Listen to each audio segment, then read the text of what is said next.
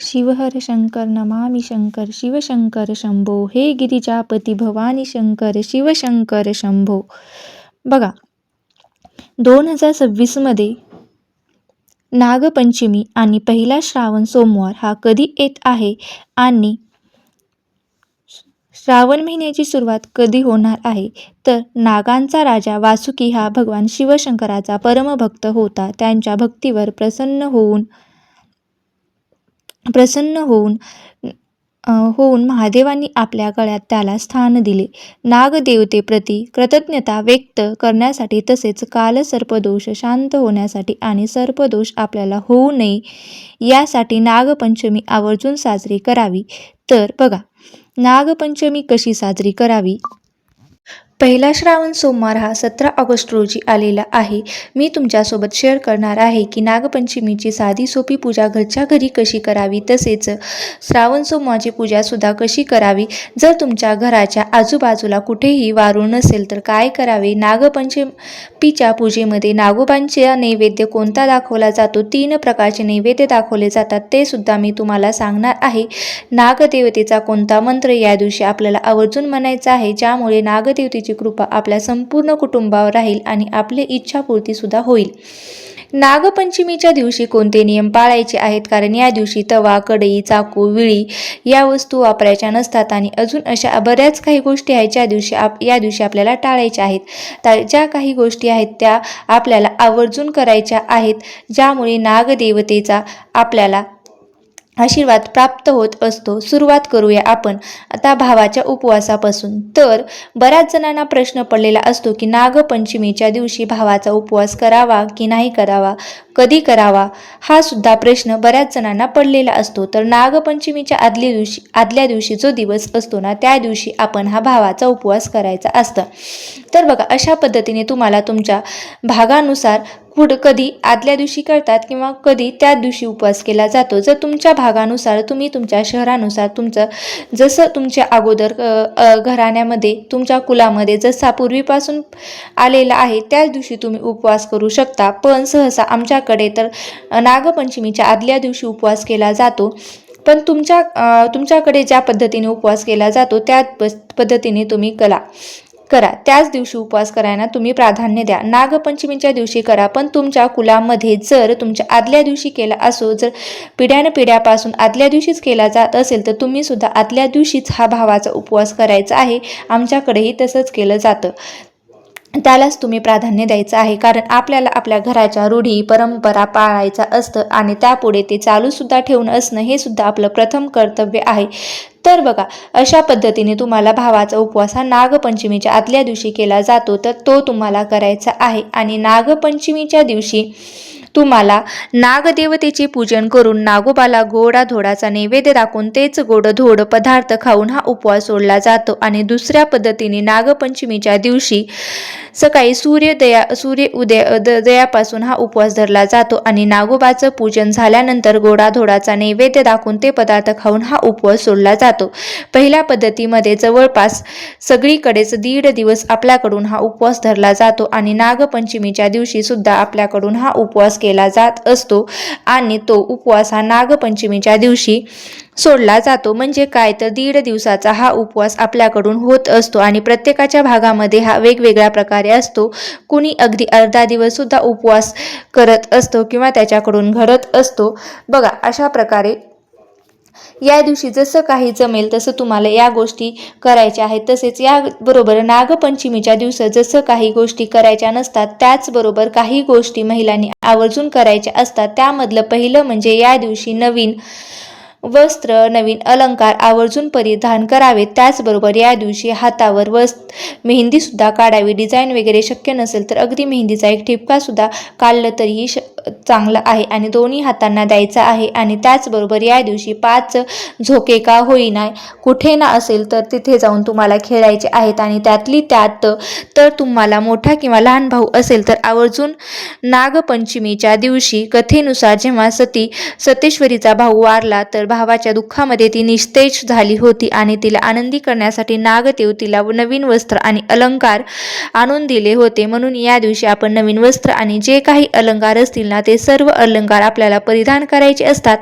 आता आपला तो आलेला भाऊ परत जाऊ नये आणि वचन दिले. नागोबाला मागितले होते की नागोबाने जेव्हा फणा तिच्या हातावर ठेवला तेव्हा वचन दिले होते तेव्हा ते सत्येश्वरीच्या हातावर लाल रंगाचे प्रतीक उमटले होते. म्हणून नागपंचमीच्या दिवशी आपल्याला हातावर मेहंदी काढायची असते की एक का होणार ठिपका पण काढायचा असतो. नागोबाने दिलेल्या वचनामुळे सत्येश्वरीने आनंदित होऊन प्रसन्नतेने मोठे मोठे झोके घेतले होते. झोका खेळला होता आणि तेव्हा नागोबाने तिचे हास्य पाहून तिचा आनंद पाहून ते आशीर्वाद दिला की नागपंचमीच्या दिवशी जी कोणती बहीण मोठे मोठे झोके घेईल, झोके खेळल, उंच हवेमध्ये जातील, तसं तसं तिच्या भावाला उदंड आणि दीर्घ आयुष्य लाभेल आणि तशी तशी त्याची प्रगती होईल, त्याच्या आयुष्यामध्ये प्रगती होईल. हाच त्याच्या मागचा भाव आहे. म्हणून या दिवशी हातावर आवर्जून मेहंदी काढायची असते, नवीन वस्त्र परिधान करायचे असतात आणि 5 का होईना झोके खेळायचे असतात. नागपंचमीची पूजा ही अतिशय साधी सोपी आहे. नागपंचमीची पूजा करण्याची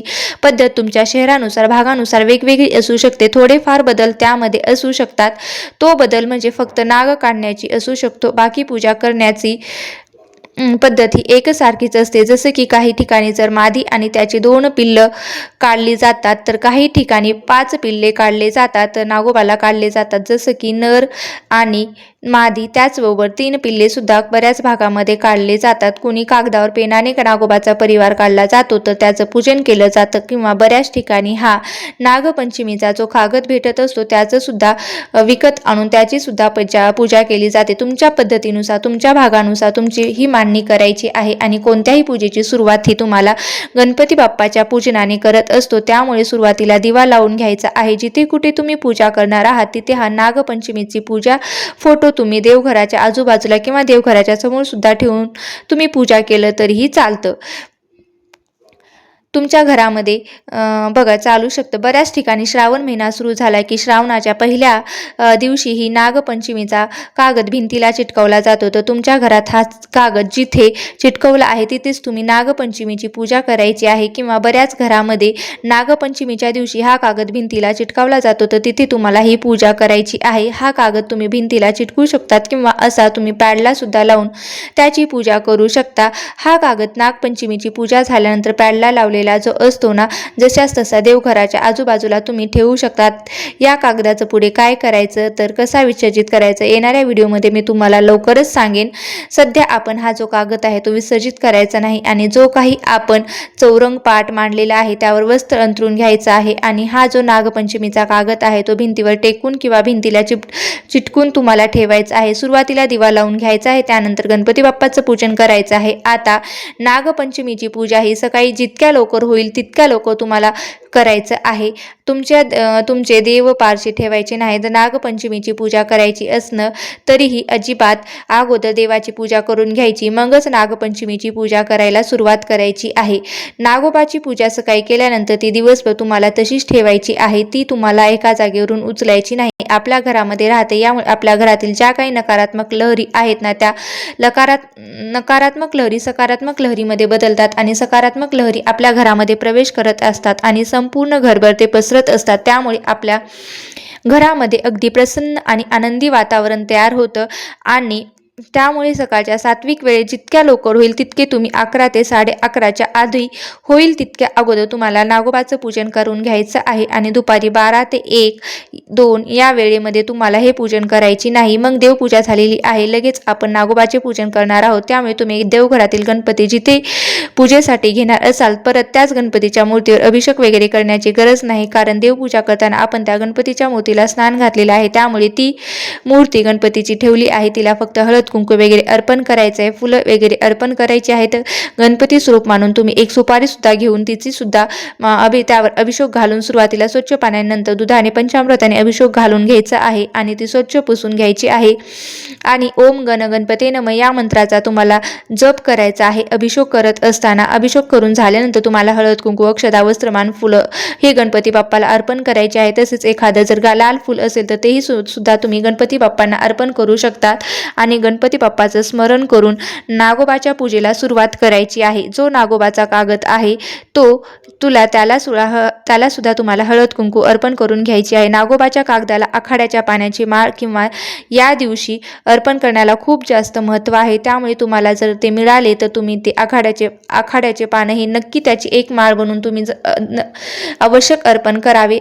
आणि लक्षात ठेवा, आखाड्याच्या पानाची माळ ही बनवताना सुई दोऱ्याचा वापर करायचा नाही, तर डायरेक्ट त्याच्या गाठी बांधून आपल्याला ते विणून तुम्हाला या गोष्टी करायच्या आहेत. बघा, गाठीचा जो हार आहे त्या पानांचा बनवायचा आहे आणि तो अर्पण करायचा आहे. याचबरोबर तांदूळाने तुमच्याकडे जेवढे नागोबा काढण्याची पद्धत असेल तर ते सुद्धा तुम्ही काढू शकता. आणि जर तुमच्याकडे नागोबा काढण्याची पद्धत नसेल तर तुम्ही काढू नका. हळद कुंकू वगैरे अर्पण करायचं आहे, फुलं वगैरे अर्पण करायचे आहेत. नागोबाची पूजा करताना भुजंगेश विघ्नेः सर्पराजाय धीमहि तन्नो नागाय प्रचोदयात हा मंत्र तुम्हाला म्हणायचा आहे. आणि गायत्री मंत्र सुद्धा तुम्हाला म्हणायचा आहे. जर हा अवघड वाटत असेल तर तुम्ही अनंता नागभोयो नमः हा मंत्र सुद्धा तुम्ही म्हणू शकता. दोन्हीपैकी जो तुम्हाला सोपा वाटेल तो मंत्र तुम्ही म्हणू शकता. आणि नागोबाचं पूजन झाल्यानंतर या दिवशी लाह्यांच्या नैवेद्य तसेच दुधाच्या नैवेद्याला सुद्धा खूप जास्त मान आहे. याचबरोबर बऱ्याच भागामध्ये या लाह्यामध्ये थोडेसे फुटाणे सुद्धा टाकले जातात. लाह्या, फुटाणे, दूध यांचा सुद्धा नैवेद्य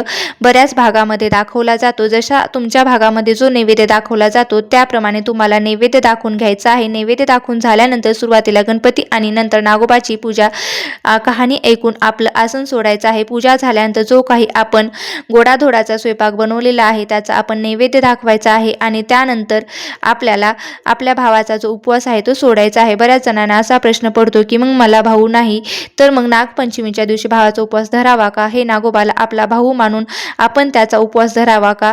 तर ही कृपा आपल्याला प्राप्त व्हावी. आणि नागोबाच्या पूजनाने व नागोबाच्या भावाच्या उपवासाने आपल्याला आयुष्यामध्ये सुख, शांती, समृद्धी ही प्राप्त होत असते. प्रत्येक इच्छा ही पूर्ण होत असते. नागोबाला भाऊ म्हणून हा उपवास धरायचा आहे. तुमच्या घराच्या आजूबाजूला जिथे वारूळ असेल तिथे जाऊन सुद्धा तुम्हाला सेम याच प्रकारे तुम्हाला पूजा करायची आहे. हळद कुंकू वगैरे अर्पण करायचं आहे. तिथे तुम्हाला दुधाचा, दह्याचा नैवेद्य दाखवायचा आहे. आखाड्याचे फुलं वगैरे अर्पण करायचे आहेत. अशा प्रकारे तुम्हाला हा नैवेद्य अर्पण करायचा आहे. आणि नैवेद्य अर्पण करून तुम्हाला नमस्कार करायचा आहे. अशा प्रकारे तुम्ही जिथे वारूळ असेल तिथे जाऊन तुम्ही हे करू शकता. अशा प्रकारे तुम्हाला पूजन करायचं आहे. आणि जिथे वारूळ नसेल तिथे काय करायचं आहे तर बघा, अशा ठिकाणी काय करायचं आहे, आपल्याला कशी पूजा करायची आहे तर फक्त घरच्या घरी या पद्धतीने पूजन करायचं आहे. म्हणजेच काय तर वारूळाचं पूजन करून करायचं नाही.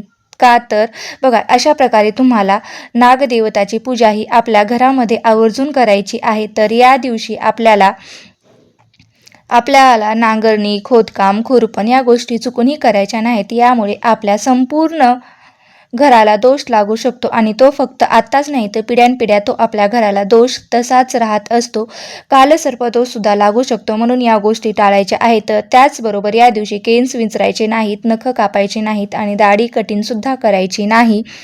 आता बऱ्याच जणांना हे खूप अवघड वाटेल, एवढे कुठे नियम असतात का? पण हे सगळे नियम पाळणं शक्य आहे का? तर हो, ज्यांच्या घरामध्ये अगदी लहानांपासून जे बघत आलेले आहेत ना त्या गोष्टी, या जसं माझी आई, आजी, काकू सगळ्यांना अशी सांगायची तशा या गोष्टी आमच्या घरातील सर्व लहानांपासून मोठ्यापर्यंत पाळत आलेली आहेत. तर बघा, काही गोष्टी अवघड वाटत नाहीत. फक्त एक दिवस तर तुम्हाला हा नियम पाळायचा आहे. आणि आजही हे सगळे नियम आपल्या घरामध्ये पाळले जातात. पण तुम्ही हे पहिल्यांदाच ऐकलं असेल तर तुम्हाला अवघड वाटत असेल तर यापैकी काही नियम तुम्हाला पाळणे शक्य होतात. फक्त ते पाळण्याचा नक्की प्रयत्न करा. आता मग तुम्ही म्हणाल की या दिवशी तवा, विळी, चाकू, कढई यांचा वापर करायचा नसतो, तर मग या दिवशी खायचं काय? तर नागपंचमीच्या दिवशी पुरणाचे कानोले वाफळून उकळून खाल्ले जातात. त्याचबरोबर आदल्या दिवशीचे पदार्थ 1-2 दिवस राहतात. जसं तिखट मिठाच्या पुऱ्या असतील, गोड पुऱ्या असतील, धपाटे असतील असे बनवून ठेवले जाते. आणि नागपंचमीच्या दिवशी हेच खाऊन हा उपवास सोडला जातो. पण आजकाल काळाप्रमाणे नागपंचमीच्या दिवशी सुद्धा पूर्ण स्वयंपाकाचा पुरणाचा स्वयंपाक केला जातो. मग यासाठी कढई, तवा याचा वापर होणारच आहे. तर मग काही हरकत नाही. काळानुसार छोटे मोठे बदल होत असतात आणि त्याचा आपल्याला स्वीकार हा करायचाच असतो. पण जे काही यातले नियम आपल्याला पाळणे शक्य आहे ते नियमसुद्धा तुम्ही पाळू शकता. आजही बरेच जण पुरणाचे दिंड खाऊन आणि पुरणाचे कानवले खाऊनच उपवास हा सोडत असतात. नागपंचमीचा उपवास हा सोडत असतात. त्या दिवशी तवा, कढई, भाज्या चिरणं, कापणं याचा काहीही वापर करत नाहीत.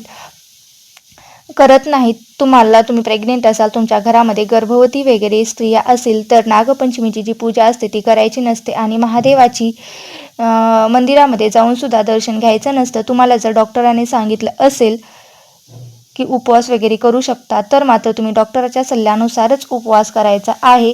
आणि ज्या प्रकारे तुम्हाला झेपतो उपवास त्याच प्रकारे तुम्हाला उपवास करायचा आहे. खाण्याचे वगैरे आणि काही नियम नाहीत. शेवटी आपला भाव महत्त्वाचा आहे. भाव महत्त्वाचा आहे. तुम्हाला जमलं तर तुम्ही हा उपवास करा, नसेल तर नाही केला तरीही चालतं. नागपंचमीची पूजा नाही केली तरीही चालेल, कारण प्रेग्नेंट महिला ही नागपंचमीची पूजा करू शकत नाही. त्यामुळे त्यांनीही तसेच तुम्हाला सुतक वगैरे असेल, मासिक पाळी असेल तरीसुद्धा तुम्ही हा उपवास करू शकता. फक्त पूजा वगैरे करू शकत नाहीत. अशा प्रकारे तुम्हाला नागपंचमीची पूजा कशी करायची, पहिला श्रावण सोमवार आहे तर त्याचा उपवास कसा करायचा, भावाचा उपवास कोण्या दिवशी करायचा याची संपूर्ण माहिती मी तुम्हाला सांगितलेली आहे. माहिती जर आवडली असेल तर नक्कीच या व्हिडिओला लाईक करा, शेअर करा आणि चॅनलवरती नवीन असाल तर सबस्क्राईब करायला विसरू नका. धन्यवाद. श्री स्वामी समर्थ. जय जय स्वामी समर्थ.